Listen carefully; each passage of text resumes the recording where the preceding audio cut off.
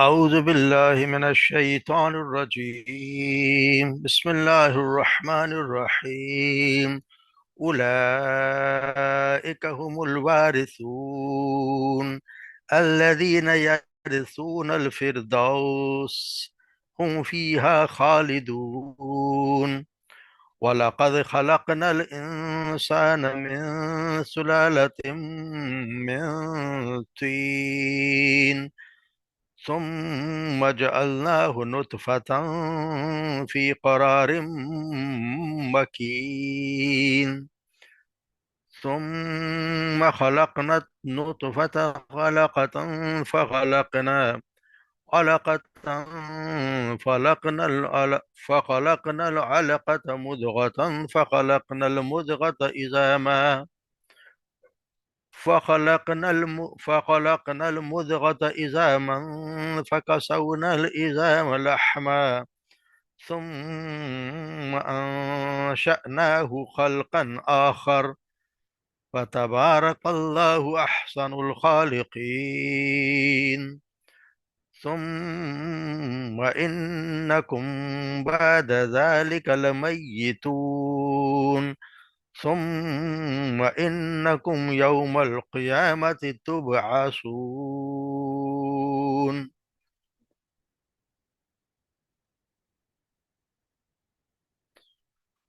اولئک هم الوارثون اولئک یعنی کہ وہی لوگ ہیں جو وارث ہوں گے. الذین یرثون الفردوس، یہ وہ لوگ ہیں جو یارثون جو وارث ہوں گے الفردوس فردوس کے. ہم فیہا خالدون، اس میں ہمیشہ رہنے والے ہوں گے. وَلَقَدْ خَلَقْنَا الْإِنسَانَ مِنْ سُلَالَةٍ مِّن طِينٍ، اور یقیناً اور البتہ یقیناً ہم نے پیدا کیا انسان کو من سلالۃ مٹی کے خلاصے سے.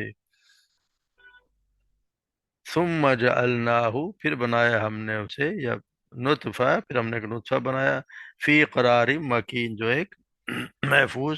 ٹھکانے میں ہے. ثم خلقنا النطفة علقہ، پھر ہم نے بنایا نطفہ کو علقہ یعنی کہ ایک جمع ہوا خون. فخلقنا پھر ہم نے بنایا علقہ تھا جمع خون کو مضغہ ایک بوٹی. فخلقنا المضغۃ عظاما، پھر ہم نے بوٹی کو بنا دیا عظامہ ہڈیاں. فکسونا العظام لحما، پھر ہم نے چڑھا دیا ان پر ہڈیوں پر گوشت. لحما کسونا کہتے ہیں پہنانے کو، جیسے کپڑا پہنتے اس کا سونا، یہ ہے تو اس کو ہم نے چڑھا دیا اس پر عظامہ ہڈیوں پر، لحما گوشت. ثم انشأناه خلقا آخر، پھر ہم نے اس کو بنا دیا ایک دوسری ہی شکل میں، یعنی کہ ہم نے اس کو پیدا کیا. فتبارک اللہ، پس بابرکت اللہ، احسن الخالقین، احسن الخالقین، سب پیدا کر سب بنانے والوں میں سے بہترین ہے. ثم انکم بعد ذلک لمیتون، پھر اس کے بعد، ثم انکم، پھر انکم یقیناً تم، بعد اس کے بعد لمیتون ضرور بضرور تمہیں یعنی موت آئے گی. ثم انکم، پھر اس کے بعد یقیناً، یوم القیامت، قیامت کے دن، تبعثون، تم اٹھائے جاؤ گے. وَلَقَدْ تبعثون، یہی تو جزاک اللہ.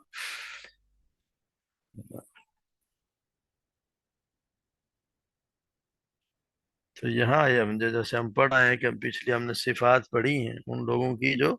مومن ہوں گے، یعنی جو مومن ہیں ان کے اللہ تبارک و تعالیٰ نے شروع میں وہ صفات بتائی ہیں. تو یہی یہ جو یعنی یہ لوگ جن میں یہ جو اوپر جو بیان کی گئی ہیں، یہ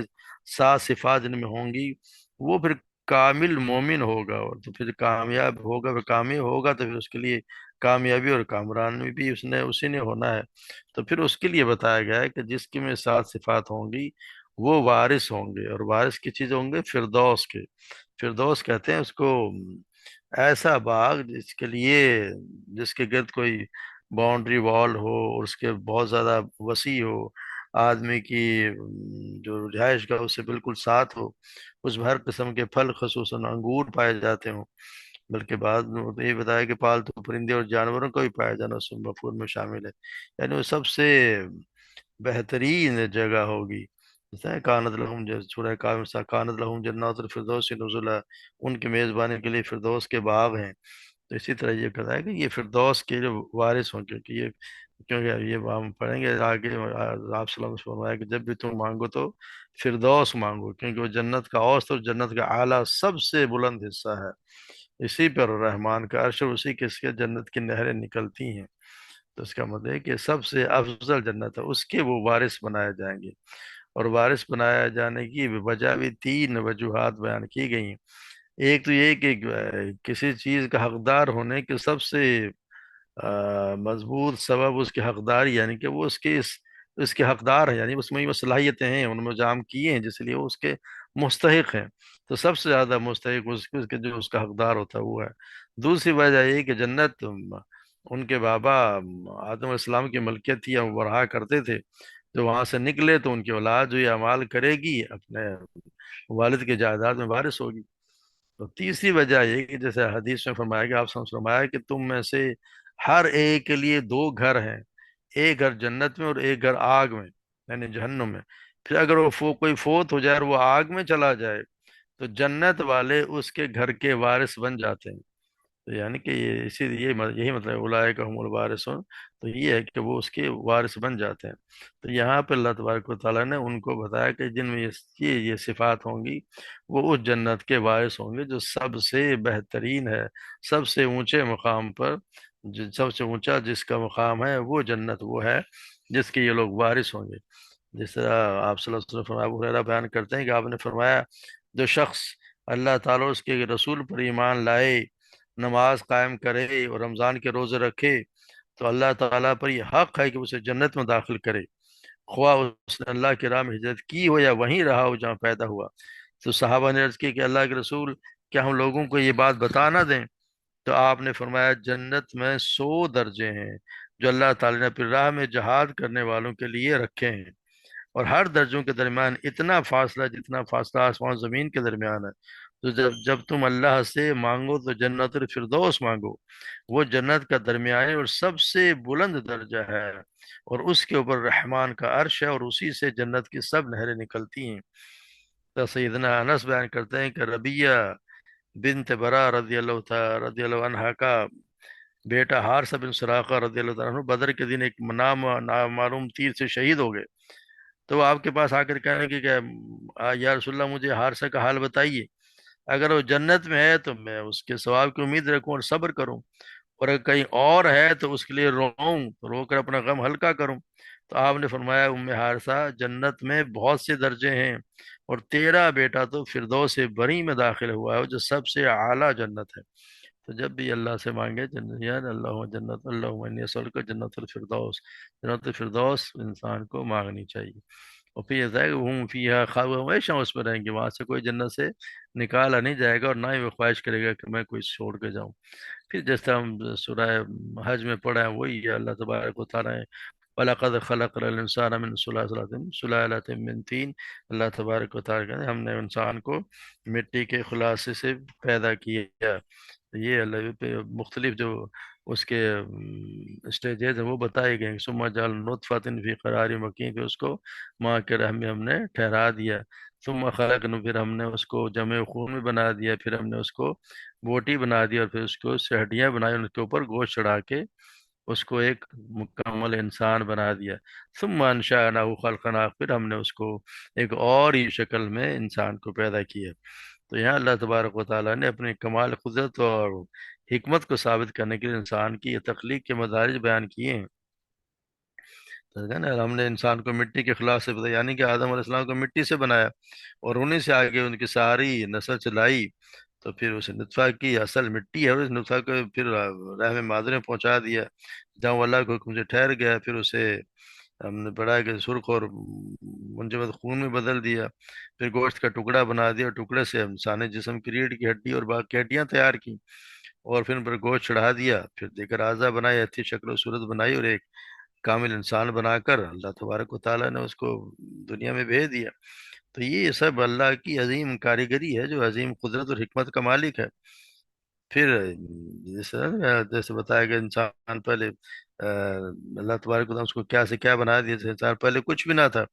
اللہ تعالیٰ انسان کو عدم سے وجود میں لایا، اس کی پیدائش کو مختلف مراحل سے گزار کر اسے ایک صحیح و سالم انسان کی شکل دے دی، جس طرح سورہ در میں پڑھیں گے،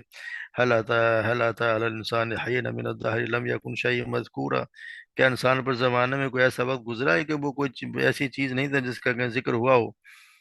انا خلقنا الانسان من نطفة امشاج، بلا شبہ ہم نے انسان کو ایک ملے جلے قطرے سے پیدا کیا، نبتلیہ فجعلناہ سمیعا بصیرا، پھر ہم نے خوب سننے والا اور خوب دیکھنے والا بنا دیا۔ تو یہ اللہ تبارک و تعالیٰ آپ صلی اللہ علیہ وسلم نے فرمایا کہ سیدنا ابو موسیٰ الشری بیان کرتے ہیں کہ آپ نے فرمایا اللہ تعالیٰ نے آدم کو ایک مٹھی مٹی سے پیدا کیا، جسے اس نے تمام زمین سے جمع فرمایا، چنانچہ آدم کی اولاد اسی مٹی کے لحاظ سے مختلف ہوئی ہے، کوئی سرخ ہیں، کئی سفید ہیں، کوئی سیاہ ہیں، کوئی ان کے بین بین ہیں، کئی نرم خو اور کئی سخت طبیعت کے مالک ہیں، کئی بری طبیعت کے مالک ہوتے ہیں اور کوئی اچھی اور عمدہ طبیعت کے مالک ہوتے ہیں، جس جس طرح کی مٹی جس کے شامل ہو گئی اسی طرح کا وہ انسان بن گیا۔ تو پھر جیسے بتایا کہ پھر ہم نے اس کو ایک اور ہی چیز بنا کے اللہ تبارک و تعالیٰ ہم نے اس کو ایک نئی چیز بنا کے ہم نے پیدا کرا اس کو اللہ تبارک فتوار کرا، تو اس کو نئی چیز پیدا کر کے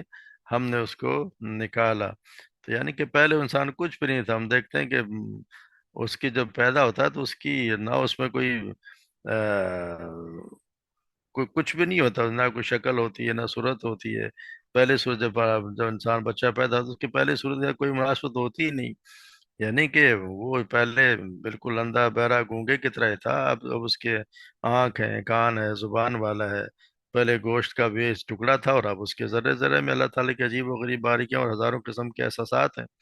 تو اس کی آنے والا ہر لمحہ اس میں تو نئی تبدیلی لے کر آ رہا ہے۔ پہلے دودھ پیتا بچہ بنا، پھر پیدا ہوتے اپنا اختیار استعمال کرنا شروع کر دیا، پھر لڑکا بنا، پھر نوجوان، پھر جوان سے پھر وہ ادھیڑ عمر کا پھر بوڑھا ہو گیا، اور ایسا بوڑھا کہ بچپن کے کمزوری کے سبب بالکل پہلے کی طرح ہو جاتا ہے۔ تو ان کی یہاں پہ بتایا گیا ہے کہ اس کو ہم نے کیا سے کیا بنا دیا۔ جیسے اگر انسان کو دیکھے کہ جب وہ جوان ہو جاتا ہے تو وہ بچپن کی بنسبت کچھ اور ہوتا ہے، وہ ڈیڑھ عمر ہوتا ہے تو جوانی کے مقابلے میں کوئی اور ہی چیز ثابت ہوتا ہے، بڑھاپے کو پہنچتا ہے تو نئی نسلوں کے لیے اندازہ کرنا بھی مشکل ہو جاتا ہے کہ اس کا بچپن کیا تھا اور جوانی کیسی تھی۔ اتنا جب کوئی شخص کسی پختہ انسان، پختہ عمر کے انسان کی طاقتیں اور قابلیتیں دیکھے اور کام دیکھے، اور دوسری طرف تصور یہ کرے کہ 50 60 سال پہلے یہ شخص کیا چیز تھا، کچھ بھی نہیں تھا، تو اس کے اندر یہ کیا کچھ بھرا ہوا، تو بے خدا اس کی زبان سے یہ نکلے گا کہ فتبارک اللہ احسن الخالقین، کہ اللہ تبارک و تعالیٰ ہی ہے جو سب سے بابرکت ہے، جو اس طرح کی چیز وہی ہے جو پیدا کر دیتا ہے۔ تو ہم دیکھتے ہیں کہ اللہ تبارک و تعالیٰ ہی ہے، اس کے مقابلے میں تو کوئی نہیں ہے۔ تو پھر یہاں یہی بتمایا کہ یہ جو ہے وہ یہ سب کچھ پڑھنے کے بعد اللہ تبارک و تعالیٰ کی نئی شکل میں اس کو نکال دے، بس فتبارک اللہ احسن الخالقین۔ ایسا خالق میں اللہ تعالیٰ نے اس سے پہلے انسان کی پیدائش کا ذکر جو ہے وہ خوبصورت انداز فرمایا کہ خود بخود یہ جملہ انسان کی زبان پر آ جائے گا۔ تو یعنی کہ سو بہت بابرکت والا اللہ جو بنانے والوں میں سب سے اچھا ہے، سب سے اچھا بنانے والوں میں ہے۔ خالقین تو یہاں خلق سے مراد ہے، خلق کا لفظ ہے ظاہری شکل و صورت بنانے کے معنی میں استعمال ہوتا ہے، یہ کہ نہیں کہ کوئی پیدا کرنا، پیدا کرنا نہیں ہو یہاں مطلب یہ ہے کہ ظاہری شکل و صورت بنانے کے معنی میں، جس طرح تھا نا وَإِذْ تَخْلُقُ مِن طَيْرٍ كَهَيْئَةِ الطَّيْرِ بِإِذْنِهِ، سورہ عیسیٰ علیہ السلام کے متعلق فرمایا کہ جب تم مٹی سے پرندے کی شکل کی مانند میرے حکم سے بناتا تھا، یعنی وہ ایک شکل بناتے تھے اور پھر اب اس کے حکم سے، اللہ کے حکم سے، مگر وہ جان تو اس میں نہیں ڈالتے تھے۔ اس طرح سے ہے نا کہ آپ صلی اللہ علیہ وسلم نے فرمایا کہ قیامت کے دن اللہ تعالیٰ تصویر بنانے والوں سے فرمائے گا احیو ما خلقتم، یعنی کہ تم نے جو خلق کیا اسے زندہ کرو۔ تو پیدا کرنے اور زندگی بخشنے کے معنی میں خالق صرف اللہ تعالیٰ ہے، پیدا کرنے والی ذات اور زندگی اس میں ڈالنے والی ذات صرف اللہ تعالیٰ ہی ہے۔ تو یہ نہیں کہ ہر کوئی پیدا یہاں اس مراد میں نہ رہ جائے کہ اور لوگ پیدا کرنے والے ہیں، وہ بنانے والے ہیں، شکل بنا دی، اور کتنے لوگ شکل بناتے ہیں، ہمارے یہاں بھی کتنے مجسمے بنائے جاتے ہیں، شکلیں بنا لیتے ہیں، مگر ان میں جان ڈالنے والے اور پیدا کرنے والی ذات ایک اللہ ہی کی ذات ہے۔ تو یہاں یہی بتایا کہ اللہ تبارک و تعالی احسن فتبارک اللہ و احسن الخالقین ثم انکم بعد ذلک میتون، اور پھر جائے کہ وہ اس کے بعد تم ہو ہر بتانے کہ ہے ایک دن تمہیں مرنا ضرور ہے، اس کے بعد تم نے ہر حال میں مرنا ہے۔ ویسے تو اگر ہم دیکھیں گے مٹی اور नुत्फे से लेकर मौत तक का हर लम्हा ही मौत के बाद जिंदगी के शहादत देता है। क्योंकि हम देखते हैं कि जिस्म का हर जो भी सेल है या खुलिया है वो जो मौजूद होता है वो फना हो जाता है, उसकी जगह नया खलिया वजूद में आता रहता है। हमारा खून भी हम देखते हैं कि आरबीसी जो है वो 120 दिन में खत्म हो जाते हैं, नए बन जाते हैं। तो ये अमल तो मुसलसल जारी रहता है, जिसके दौरान इंसान बचपन से जवानी और बुढ़ापे की तरफ भी मुंतकिल होता रहता है। मगर मौत और हयात के सिलसिले में गौर करने वाले तो गौर नहीं करते ना, बहुत ही कम लोग हैं जो गौर करते हैं। इसलिए अल्लाह तबारक व तआला ने मौत का वो मरहला बयान फरमा, हर शख्स अपनी सर की आंखों से के साथ देखता है। यानी हर देखता है कि फिर तो हर कोई मौत से तो कोई इनकार नहीं करता। अल्लाह चाहे क़यामत का भी कोई इनकार नहीं कर, मौत का कोई इनकार नहीं। हाँ, मौत का जिंदा होने का लोग इनकार करते हैं, मगर हर शख्स ही जानते हैं हाँ मैंने मरना तो है। इसीलिए यहाँ पर सुम्मा के बाद साथ इस मोहलत की तरफ इशारा फरमाया कि इंसान के पैदा होने के बाद अमल के लिए जो जो मिलती है जिंदगी, उसके लिए बता सुम्मा इन्नकुम बाद सुम्मा इन्नकुम बाद ज़ालिका मयत, उसके बाद। तो इन्ना और लाम की ताकीद के साथ फरमाया कि जिंदगी के सारे या कुछ और अदवार गुजारकर आखिरकार आखिरकार तुम्हें मरना तो है, मरना तो है, एक दिन है ही है। सुम्मा इन्नकुम यौमल क़यामत युबअसून, और फिर हम क़यामत के दिन तुम्हें उठाएंगे। यानी इंसानी जिंदगी के मराइल को दलील बयान करने के बाद असल बात बयान फरमाई, जिसे काफिर नामुमकिन ख्याल करते थे कि फिर एक मुद्दत के बाद यकीनन तुम जिंदा किए जाओगे, हर हाल में तुम्हें जिंदा किया जाएगा। जैसे हम सूरह हज में पढ़ आए हैं कि अल्लाह तबारक व तआला जिस तरह ए लोगों तुम उठाए जाने के बाद किस शक में मुब्तला हो, बेशक हमने तुम्हें मिट्टी से पैदा किया, फिर खतरे से, फिर जमे हुए खून से, फिर गोश्त की बोटी से, जिसकी पूरी शक्ल बनाई और फिर जिसकी पूरी शक्ल नहीं बनाई, ताकि हम तुम्हारे लिए वाज़ेह करें, हम जिसे चाहते हैं एक मुकर्रर मुद्दत तक रहमों में ठहरा दे रखते हैं। फिर हम तुम्हें एक बच्चे की सूरत में निकालते हैं, फिर ताकि तुम अपनी जवानी को पहुंचो, और तुम में से कोई वो है जो कब्ज कर लिया जाता है, और तुम में से कोई वो है जो सबसे निकम्मी उम्र की तरफ लौटाया जाता है, ताकि वो जानने के बाद कुछ भी ना जाने। तो जो जमीन का मुर्दा पड़ी हुई देखता है, तो फिर जब हम उसमें पानी उतारते हैं लहलहाती है और उभरती और खूबसूरत किस्म से उगाती है। तो इसी तरह अल्लाह तबारक व ताला मुर्दों को भी जिंदा करेगा, जिस तरह जमीन को जिंदा किया, इंसानों को भी अल्लाह तबारक व ताला जरूर जिंदा करेगा। तो मौत के बाद एक जिंदगी हानि है, सब ने जिंदा होना है, और अपना जो ये मोहलत मिली हुई है इंसान को, अल्लाह ताला ने जो जो यहाँ पे जिंदगी दी है, उसमें जो अमाल किए होंगे उसका बदला मिलना है। अच्छे अमाल किए होंगे तो इंशाअल्लाह तो वो फिर वो जन्नत बरी इसी में जन्नत फिरदौस में दाखिल होगा। और अल्लाह ना करे अगर अच्छा अमाल ना किए होंगे तो फिर वो उसके लिए तो भड़कती हुई आग है। अल्लाह तबारक तआला हम सबको से बचाए, और हम सबको अच्छे हमारी वो सिफात जो हमने पढ़ी हैं उनके मुताबिक ज़िंदगी गुजारने की तौफीक अता फरमाए, और हमें भी जन्नत फिरदौस में जगह अता फरमाए। हमारे माँ बाप को भी बख्श भी दे, और हमारे साथ हमें भी उन्हें भी जन्नत फिरदौस में जगह अता फरमाए। वमा अलैना इल्लल बलाग।